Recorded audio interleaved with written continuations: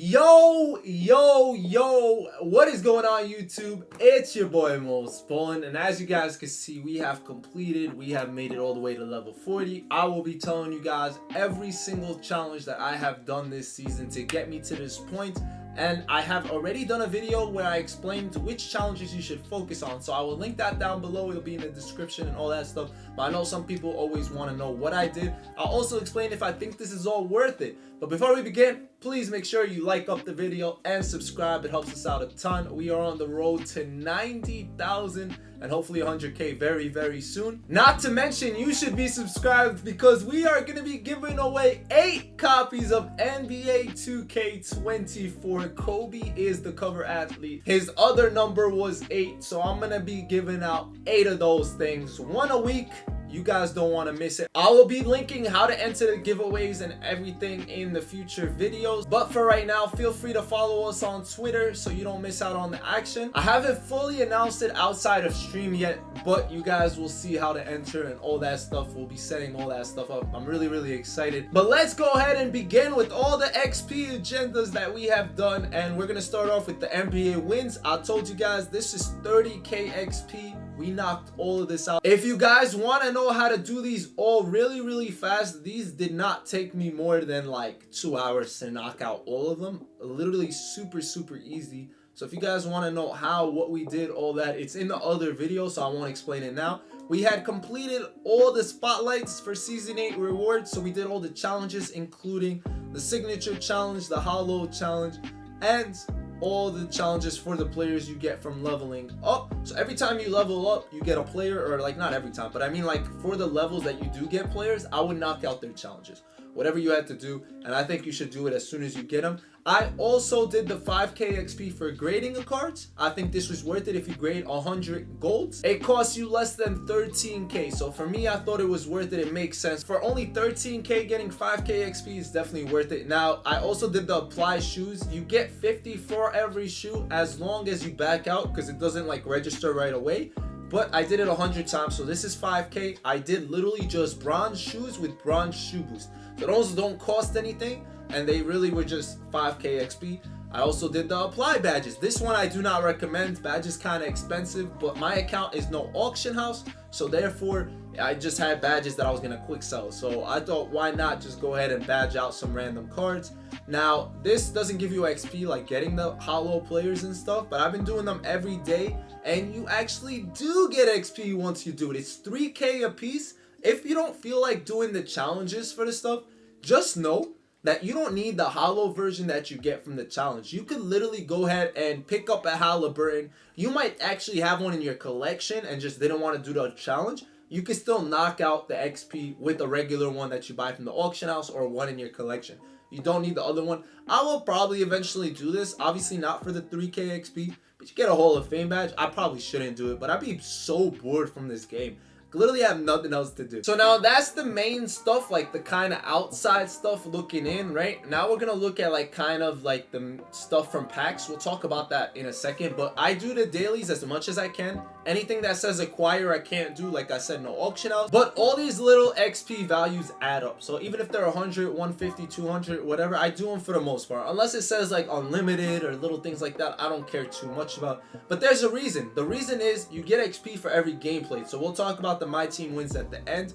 Let's begin with which players I had completed. So first off, do the challenges they drop on Fridays. You get 2K XP total, plus you get a free pack. So worth it.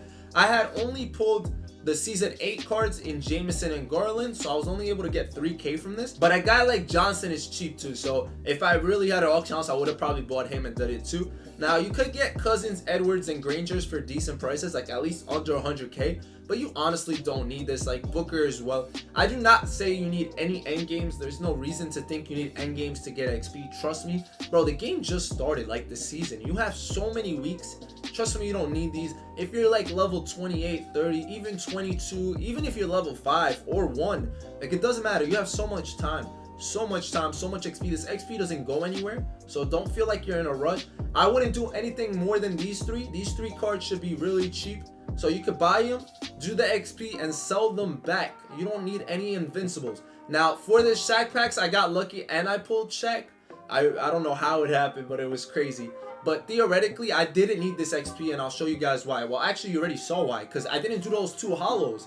Plus, I already have over 150, so like theoretically, this card just made it faster when we didn't really need it. But once again, the skills challenge, 1k XP plus a pack, definitely knocked those out. There's no reason not to at all. Now the last thing was the Kobe packs. I did pull Odom, who isn't invincible, but once again, we didn't need this. The only other guy we got was Verajal, but look at this, 3k for the challenges. That is pretty beautiful. All of the above, that is great. Never needed any end games, not even the Shaq we pulled. We didn't need it one bit. And we didn't need any invincibles. We did get Odom, but once again, didn't need it. The reason I didn't need, and the reason I got here so fast, is because the My Team wins. So I explained exactly how much XP you get if you complete every single one of these. I don't know the math off the top of my head, but most of these are like 10 to 12k if you finish it completely. And honestly, you don't have to. Unlimited is a legit 20k if you complete and win the 50 games. Like, that's a lot of XP right there. So I've knocked out 18 games, mainly after I leveled up. I really wasn't focused on it before. We played 28 triple threat online games. Once again, I'm showing you guys what I did to get me to level 40. For clutch online, I played a total of 12 games. I've just been messing around with different modes. So obviously I play a lot more than most of you guys, but theoretically, I just wanted to show the XP that's been happening. The other video really explained it a little bit better of what you should focus on, which modes I thought was best. I will say it right here too, but let's keep going. We got 9 limited games done at 400 XP apiece. Co-op, I only played 11 games. Usually co-op's one of the first modes I knock out, but I haven't really locked into that. We finished triple threat offline completely, so that was literally 20k XP, but that's a lot. Like, honestly, playing that many games was probably not worth it, but I wanted to do it for those Tracy McGrady packs that I've been showing you guys as I open, blah, blah, blah. I also knocked out clutch offline all the way through, 75 games for 125 apiece, so this stuff adds up. Theoretically though, the best place to play, like the best offline / online game modes in my opinion, offline is triple threat offline, because you get 100 XP per game. You're allowed up to 200, plus the games go by really, really fast. And if we're talking about online games, clutch time online is the best for your time. 5-minute quarter for 200, way better than the unlimited, even better than limited. Limited is good if you get quits. I do recommend limited if you're able to get a really cheesy lineup or anything like that and able to win games fast. Co-op is probably the most fun. I just updated the link to the Discord that's down below, so make sure you check that out if you need people to play with, etc, etc. And with all that said, that's pretty much everything we did. There's nothing else, obviously. Now the real question is Joel Embiid worth it? And in my point of view, even if you don't like end games, the way they shoot, the way they do this, the way they do that, I do still believe this card is worth it. He is solid. Obviously, there's better cards out there. Now, you're probably like, most, no, endgames suck. I don't like them. I don't care. I don't want it. And I will go ahead and say, it's so easy to hit level 40. You're going to hit it anyway. That's why I say it's worth it. The XP comes naturally. Don't stress it. Don't feel like you have to do it really fast. You really do not. Take your time with it. We still have like 5 weeks left. Like, the weeks barely started. Season just began. Some of us just play this game too much, realistically, and we know that, but it is what it is. We enjoy it. We do it as a hobby, fun, like it takes us away from the world, whether we do it as a job, whatever the case is. Thank you guys for allowing me to do this as a job. I'm doing my best to give back to you guys with these giveaways. I will announce it very, very soon. Make sure you're subscribed, leave a like, comment, let me know what's up. What level are you? That's what I want to know. If you made it this far, tell me if you made it to 40. If you're close, don't be shy. Don't lie. Ha ha. I don't know. That kind of rhymed. But yeah, that's how we got to level 40. I hope this video helped in any way, shape, or form. I'll catch you guys later. It's been your boy Most. Y'all know the drill. And Ballin' out.